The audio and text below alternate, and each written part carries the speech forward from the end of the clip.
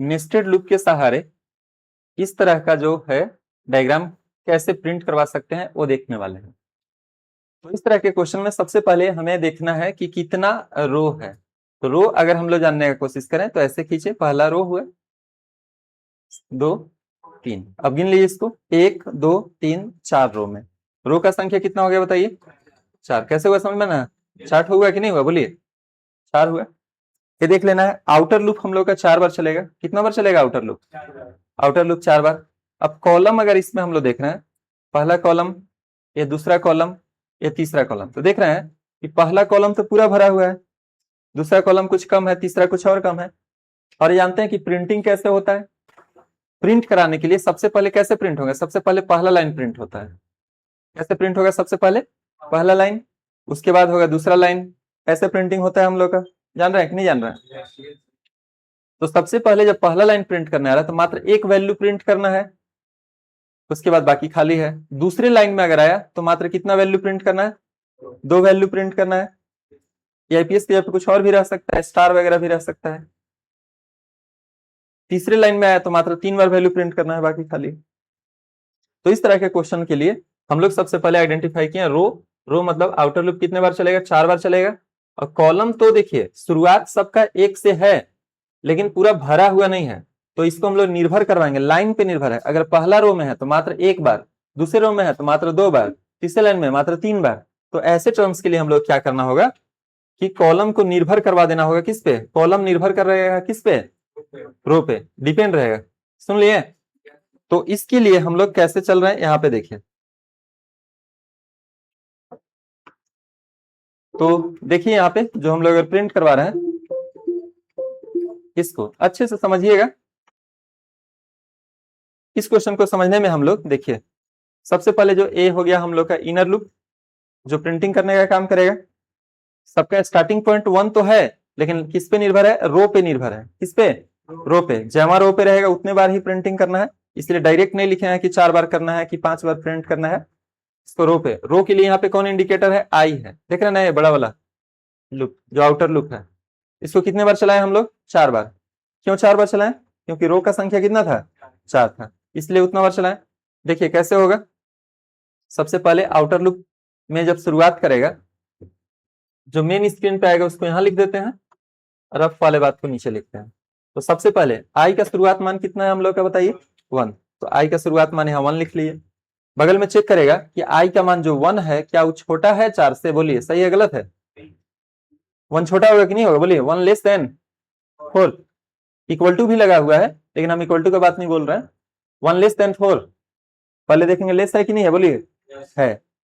तो जब लेस ही हो गया तो नीचे वाला लूप में चला गया। तो यहाँ पे पुनः स्टार्ट हो रहा है कितना बार? जे बराबर 1 से 1। यहाँ देखिएगा जे का मान जो है 1 छोटा है किससे? आई से। आई का मान कितना पे है? 1 पे। तो देखिएगा कि 1 जो है छोटा है 1 से? नहीं। तो अगर छोटा नहीं है तो देखो इक्वल टू भी लगा हुआ, तो क्या इक्वल टू होगा क्या? 1 छोटा तो नहीं है लेकिन इक्वल टू हो जा रहा है कि नहीं हो रहा है बताइए? तो 1 = 1 हो जा रहा है, इसलिए अंदर जाओ, छाप देना एआईपीएस तो थोड़ा दूर चल जाना। वही एआईपीएस शुरू बार छपेगा और थोड़ा दूर चला गया। सुन लिए? और इस वाले बंद से कहा जाएगा? जे प्लस प्लस में। कहा जाएगा?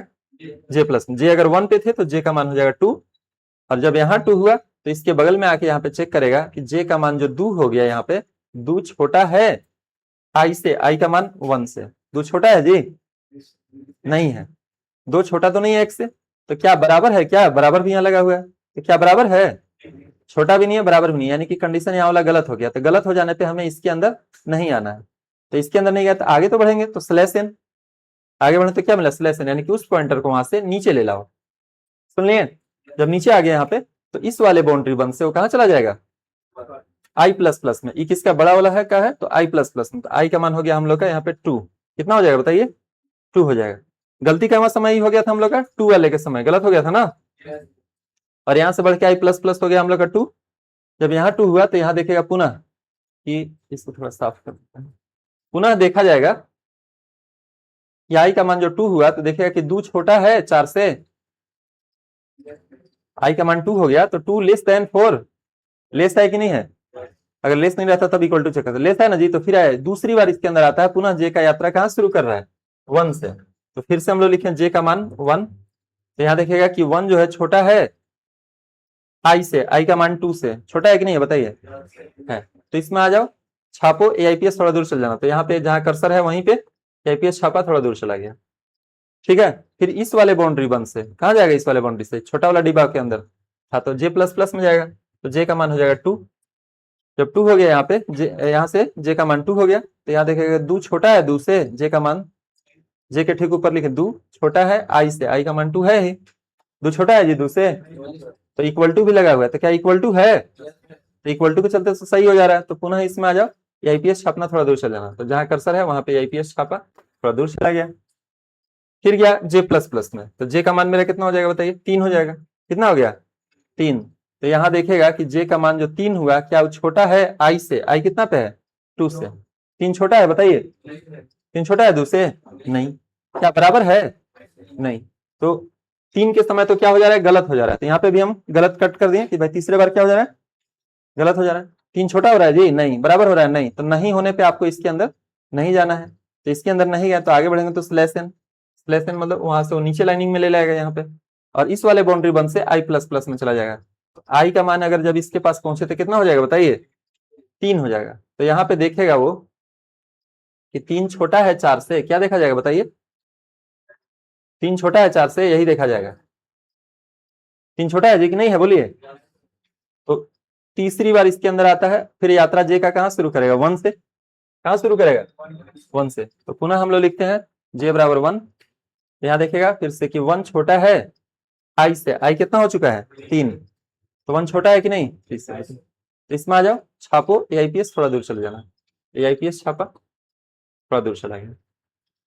फिर छापने के बाद ये वाला बाउंड्री बन से J++, तो J का मान कितना हो जाएगा, फिर से 2 हो जाएगा। फिर यहाँ देखेगा 2 छोटा है 3 से, हाँ। तो फिर इसमें आ जाओ, AIPS थोड़ा दूर चल जाना। तो AIPS प्रिंट किया, थोड़ा दूर चला गया। फिर गया J++, तो J का मान हो जाएगा हम लोग का 3। कितना हो जाएगा, 3। तो यहाँ देखेगा 3 छोटा है 3 से, J का मान 3 हो चुका है और I भी 3 पे है, तो 3 छोटा है 3 से, नहीं। तो क्या बराबर है, बराबर चलते सही होता, इसमें आ जाओ। तो AIPS छापो थोड़ा दूर, तो AIPS प्रिंट किया, थोड़ा दूर चला गया। फिर गया J++, तो J का मान हम लोग कितना हो जाएगा, 4 हो जाएगा। कितना हो जाएगा, 4। तो यहाँ देखा जाएगा कि क्या 4 छोटा है 3 से, बोलिए। 4 छोटा है जी, नहीं। तो क्या इक्वल है, नहीं। यानी कि ये गलत हो जा रहा है। कितने बार में गलत हो रहा है, चौथे बार में गलत हो रहा है। कितने बार में गलत हो रहा है, चौथे बार में। तो जब ये गलत हो जा रहा है तो आपको इसके अंदर नहीं आना है, आना है जी, नहीं। तो नहीं गया इसमें, तो आगे बोला स्लैश एन, तो उस पॉइंटर को वहां से वो नीचे ले लाएगा।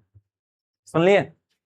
फिर अब इस बाउंड्री बन से पुनः जाएगा I++ के पास, तो I पहले से 3 पे थे तो हो जाएगा एक बढ़ कितना, 4 हो जाएगा। तो यहाँ देखेगा कि I का मान 4 जो है छोटा है 4 से,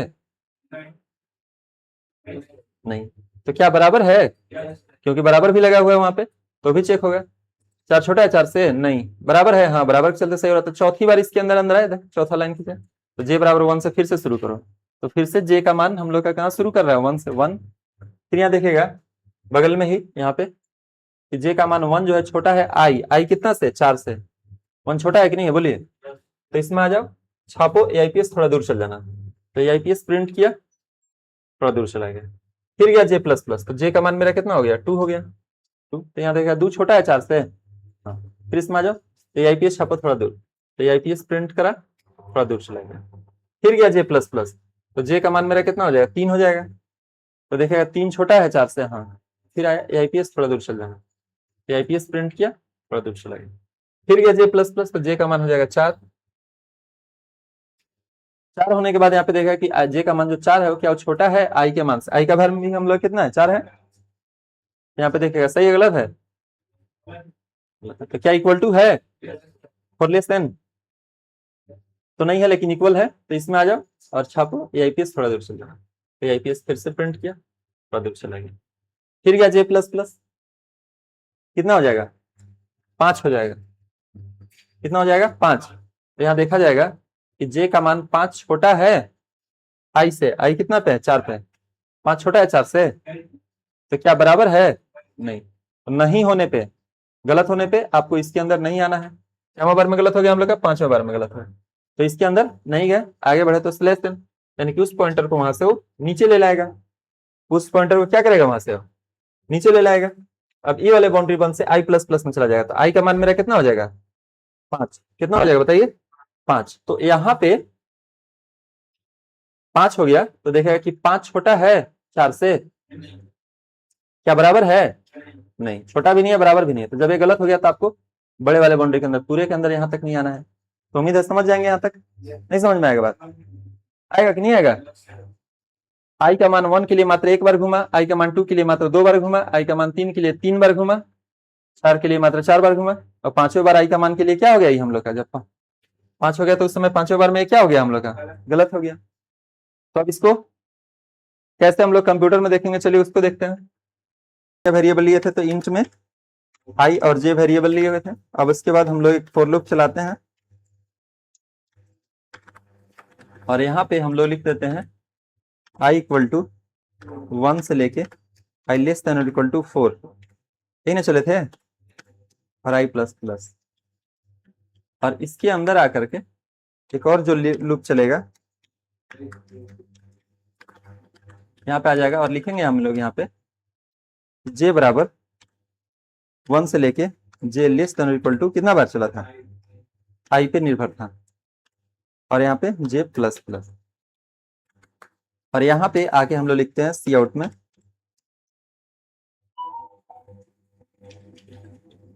यहाँ पे हमने लिख दिया AIPS और थोड़ा सा ऐसे स्पेस कर दिया, ठीक है ना। और यहाँ पे क्या था हम लोग का, स्लैश एन, याद है क्या था यहाँ पे हम लोग का, स्लैश एन, ताकि लाइन चेंज हो हम लोग का। दिख रहा है साफना कि नहीं दिख रहा है, दिख रहा है ना जी, कौन सा इनर लूप हुआ कौन सा आउटर लूप हुआ, आपको अच्छे से दिख रहा है, इसलिए हम लोग यहाँ पे ऐसा कर दें, दिख रहा है। अब अगर हम लोग इसको रन कराते हैं, आ गया वैसा ही जैसा हम लोग चाह रहे थे, नहीं आया बोलिए, जैसा हम लोग चाह रहे थे उसी के अकॉर्डिंगली आ गया हम लोग के यहाँ पे। तो उम्मीद है समझ में आया होगा कि नहीं आया, बोलिए कोई बटन प्रेस करें फिर से वापस आ जाएगा। फिर से अगर हम लोग इसको रन कराते हैं यही आएगा। आप लाइन को कम ज्यादा भी करके अपना देख सकते हैं। क्लियर हुआ। अगला क्वेश्चन इसी पे है हम लोग का, यहाँ पे देखिए अगला क्वेश्चन इस टाइप का पैटर्न कि शुरू में 1 है, फिर 1 2 है, 1 2 3 है, 1 2 3 4 है। तो इस तरह के पैटर्न को क्लियर करने के लिए हम लोग क्या करेंगे, केवल जे का वैल्यू अगर हम लोग प्रिंट करवाते हैं, क्या करते हैं अगर हम लोग जे का वैल्यू अगर प्रिंट कराते हैं तो हम लोग का काम बन जाएगा। कैसे होगा, जिसके लिए हम लोग यहाँ पे आए हैं, देखिए जहाँ पे AIPS प्रिंट करा रहे हैं इसकी जगह पर अगर हम लोग जे का वैल्यू प्रिंट करवा दें तो कैसे प्रिंट करेगा। पहली बार आई का मान 1 के लिए अंदर आएगा तो 1 से 1 चलेगा तो केवल 1। जब आई का मान 2 के लिए अंदर आएगा तो ये मात्र 2 बार सही होगा, एक बार 1 के लिए। देखिए कैसे आएगा, ये वाला आ जाएगा, सुन लिए ये कैसे होगा हम सब समझा दे रहे हैं। तो यहाँ पे ऐसे करने के लिए जे का मान जब डिफरेंट वैल्यू रहे, जैसे 1 है बगल में 1 2 है 1 2 3 डिफरेंट रहेगा तो अंदर वाले लूप का ही वैल्यू हम लोग प्रिंट करवा देंगे। और अगर इसकी जगह पे आई का वैल्यू प्रिंट करवाइएगा तो क्या हो जाएगा, जैसे ही अगर आप इसको रन कराते हैं तो पहले लाइन में 1, दूसरी लाइन में 2 2, तीसरी लाइन में 3 3, 4 4, कैसे होगा इसको हम लोग समझेंगे।